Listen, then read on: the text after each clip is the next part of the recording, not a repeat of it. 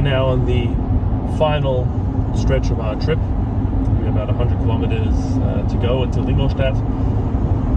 We've covered, or we will have covered, about 3,000 kilometers through our trip in Italy. We did this trip without planning on taking an electric car. We were going to do it in a normal combustion engine vehicle car.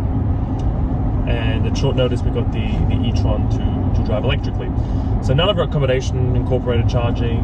The trips and stops we planned didn't incorporate charging. So how was that experience?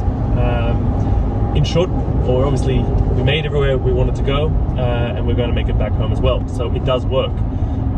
The car, the range, official range of about 400 kilometers. You get about 300, 320, 330 real world out of it, which doesn't sound like a lot, but if you consider that takes about 3 hours of long distance driving to deplete, you're stopping every 3 hours at least anyway, at least I do. So in that sense, it works. If you have the Ionity chargers like most of Northern Europe and Central Europe, that works quite well. They're capable of charging the car in about 20 minutes from 20 to 80, 90%. So that infrastructure is definitely the future and the way to go. As we moved down to the south of Italy, we had slower chargers, 50 kilowatts. They were still okay, but obviously you're talking there over an hour to charge. We combined that then with having lunch. Again, it's something we would have done anyway, so it's fine, but it does limit you a certain degree of where you can stop. It does have, of course, like this afternoon, the great benefit that you know, when you do one of these stops, you don't do it on the side of the highway where all the trucks come in and out and quite noisy. You can actually drive into a nice town that's just a couple of minutes off the highway. So there's a lot of benefits in that regard. Electric driving is smooth, it's quiet, it's brilliant.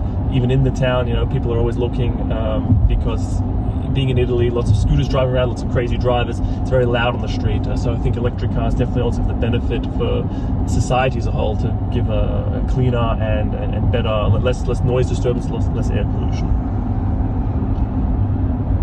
When it comes to the problems, yes, it is the charging infrastructure to a certain degree. The technology is coming, but it's not quite there yet.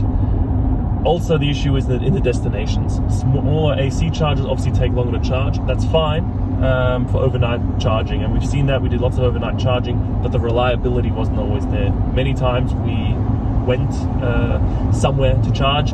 You know, you've got a different data set in your navigation, which is different to what's in your app, which is different to what some other websites and apps tell you. So you're always playing about 3 different phones and apps to try and find where you want to stop.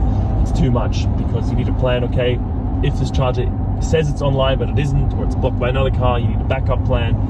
This whole fiasco, it's maybe okay for someone that understands electric vehicles, but for someone that just wants to get in and drive, that is a definite barrier that needs to be addressed.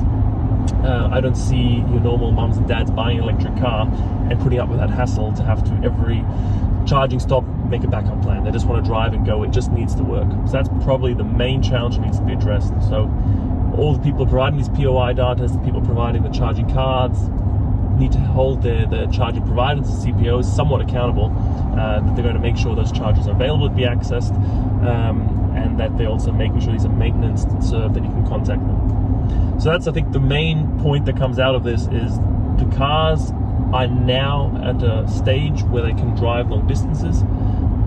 The charging infrastructure is largely coming, especially Ionity is really showing the way ahead. There's other, obviously, charging networks coming with 150 kilowatts plus. That will definitely get you your charging on the highways complete.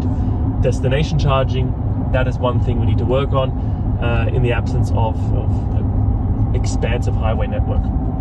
But all in all, the trip was good. I enjoyed driving this car, and I actually don't think I had much inconvenience at all, other than a couple of charging stops in the destinations where the chargers weren't available.